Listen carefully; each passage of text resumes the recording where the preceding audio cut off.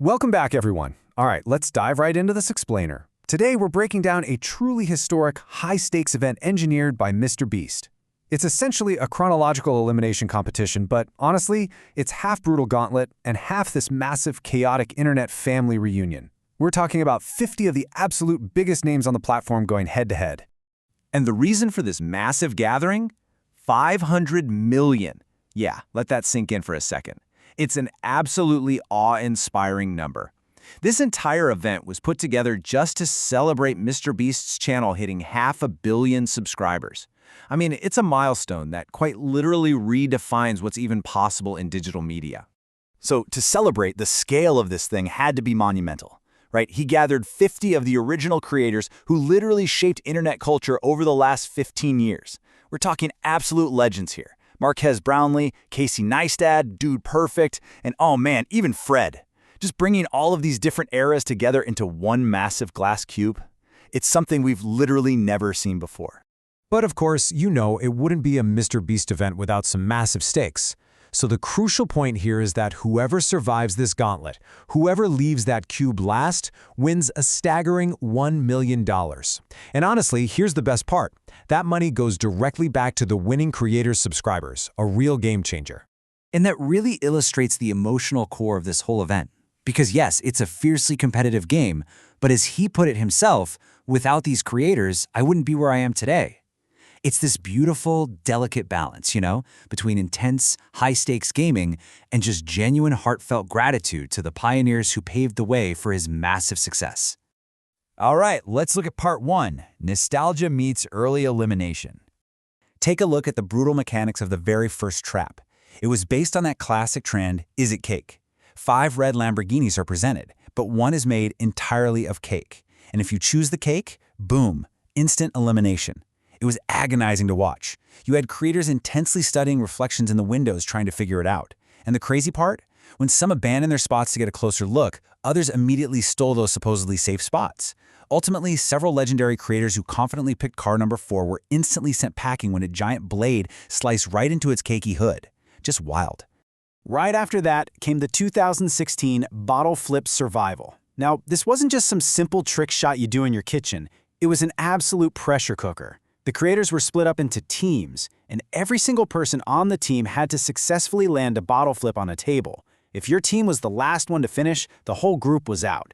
It required this intense team momentum, and let me tell you, seeing massive vloggers completely choke under the pressure was incredibly stressful. So as you can tell, the demands placed on these creators shifted dramatically. The survival skills required went rapidly from pure luck and stolen spots in Is It Cake to actual physical coordination in the bottle flip, and then to keen observation during a massive Harlem Shake mannequin challenge where they literally had to spot moving humans. It was like a giant puzzle. If you couldn't adapt your skill set round by round, you were just sent packing. Moving on to the next phase, surviving classic internet trends. Let's break down the mechanics of what might just be the most brutal challenge yet. The floor is lava. Okay, get this.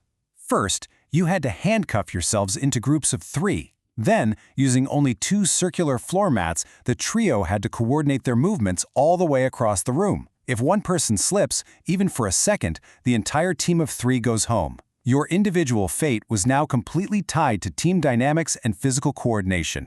Which leads us to one of the most shocking moments of the entire event. The fall of a founder.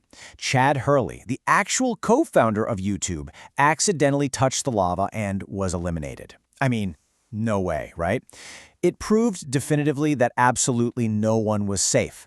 It didn't matter if you literally built the website they were competing on. One wrong step, and you were out.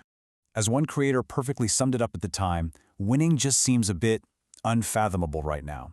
And I really want you to imagine the sheer physical and mental exhaustion of surviving this far. You're sitting there watching your childhood heroes and closest friends get eliminated one by one. The fatigue is really setting in, and honestly, the $1 million probably feels further away than ever. And that brings us to the final 6. Section 3, the spicy semifinals. Here's how it works. Opponents faced off across a podium. One ate a chip, the other had to guess if it was spicy. On one hand, you have the hot chip, rated at over 2 million on the Scoville scale. It is pure physical agony. On the other hand, the normal chip, completely safe to eat. The mind games happening here were just incredible. Ask yourself, what would you do? Would you try to hide the pain of the hot chip, or masterfully fake the pain of a normal one to trick your opponent? The strategies deployed here were absolutely brilliant. Ali survived by seeing right through a normal chip bluff.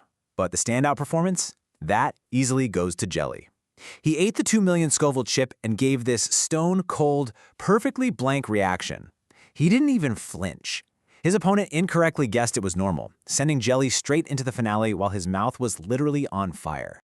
And just like that, we were down to 3. Out of 50 of the biggest legends in internet history, only 3 survived to face the ultimate finale: Ali, Jelly, and Philip DeFranco. Which brings us to a massive structural question, doesn't it? How do you decide the ultimate winner of a YouTube throwback competition? You can't just do another random guessing game for $1 million.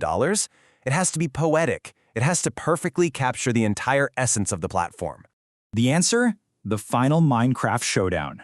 The constraints here were incredibly tight. They had exactly 1 hour to build the best house possible using limited resources from a chest. But the massive twist? The ultimate jury.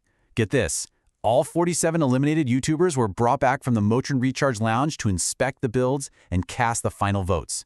So the final 3 weren't just building a house, they had to build something that would completely win over their peers. And this brilliantly illustrates the differing strategies in that final hour. Phil went traditional, meticulously constructing this massive, solid fortress. But Jelly realized something crucial. If you build a regular house, it's harder to stand out. So instead of a house, he built a giant, highly creative statue of Jimmy the Bee, literally a massive Minecraft bee. Then, as the clock dramatically ticked down on the final builds, a surprise guest arrived. Neil Mohan, the actual CEO of YouTube, showed up to hand-deliver a custom 500 million subscriber award to Mr. Beast. It totally cemented the legendary status of the whole event right as the final buzzer sounded. So, as those 47 eliminated legends stepped forward to cast their votes, we're left with one final, pretty provocative question. Who actually mastered the nostalgia to win the $1 million prize? Was it the classic fortress, the creative bee, or maybe a surprise third strategy from Ali A? You're definitely going to have to see the ultimate final tally to believe it. Thank you so much for joining me on this explainer, and as always, keep learning.